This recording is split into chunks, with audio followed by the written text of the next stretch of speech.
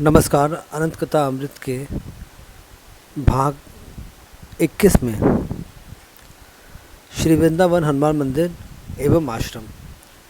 वर्ष 1944 में प्रथम बार ही श्री माँ ने जब बाबा जी महाराज के नैनीताल में एक भक्त श्री राम साहा जी के घर में दर्शन किए, तभी महाराज जी ने श्री माँ को अपने पास बुलाकर धीरे से कहा था, तेरे लिए वृंदावन में कुटी बनवाऊंगा। अपने इस कथन के साथ ही मानो महाराज जी ने तभी अपनी लीलाओं से संबंधित भविष्य के अनेक घटनाक्रमों में अपने और श्री माँ के एकीकृत सहयोग को अनावृत कर दिया। इस तथ्य की पुष्टि बाबा महाराज की कथित महासमाधि के उपरांत सभी घटनाक्रमों से स्पष्ट रूप से हो जाती है। यद्यपि महासमाधि के पूर्व यह तथ्य गौण ही रहा, तब हाल ही में विवाह सूत्र में बंधी श्री माँ भी बाबा जी की इस रहस्यमयी वाणी को समझ ना सकी थी, परंतु त्रिकालदर्शी बाबा जी को तो भविष्य की सभी घटनाओं का पूर्ण ज्ञान था और उनका सिद्ध कथन कैसे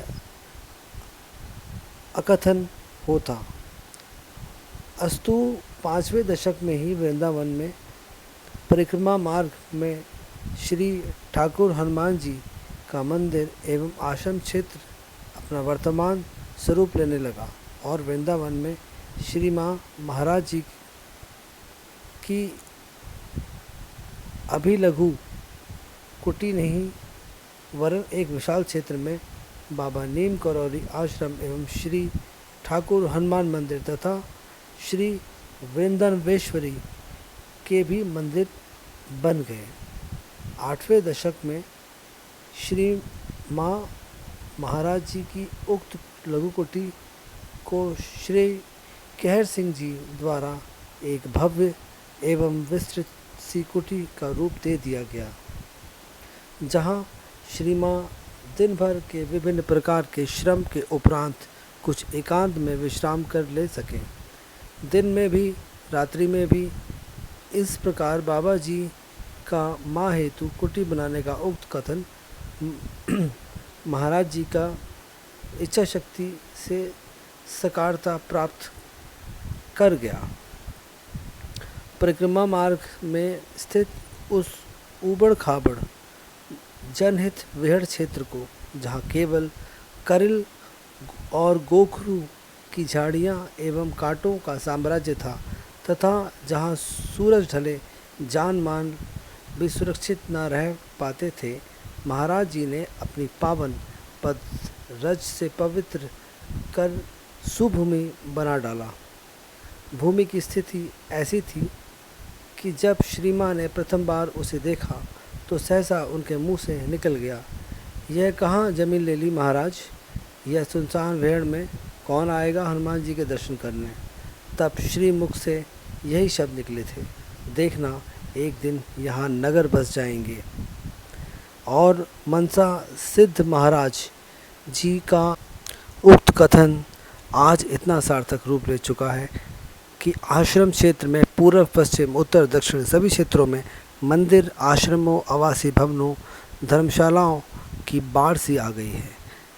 कंकरीली और पथरीली धूल भरी सड़क भी पक्की हो गई। मंदिर बनते ही स्वयं आश्रम ही इस मिनी नगर के मध्य में आ चुका है। आश्रम के दक्षिण की ओर हनुमान मंदिर श्री जयपुरिया द्वारा बनवाया गया तथा उसमें जो हनुमान मूर्ति स्थापित है वह अपने में ही वृंदावन धाम का एक अनुपम श्रृंगार बन गई है, जिसकी वस्त्रालंकारों से सुसज्जित अनुपम सुंदरता देखते ही बनती है। यह मूर्ति जब प्रतिष्ठापन हेतु वृंदावन आश्रम पहुंची तो प्रबंधकों और भक्तों ने इसे खंडित पाया।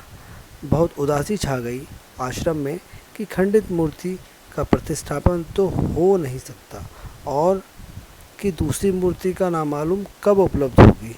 अंतर्यामी त्रिकालदर्शी बाबा जी सारी स्थिति देख रहे थे। तभी तत्काल कानपुर पहुंचकर कुछ परिकरों के साथ रातों रात चलकर वृंदावन आश्रम पहुंच गए। अनजान बने बाबा जी महाराज ने लोगों से वास्तु स्थिति पूछ जानकर कहा, कहाँ खंडित है मूर्ति? सब झूठ बोलते हैं, दिखाओ हमें।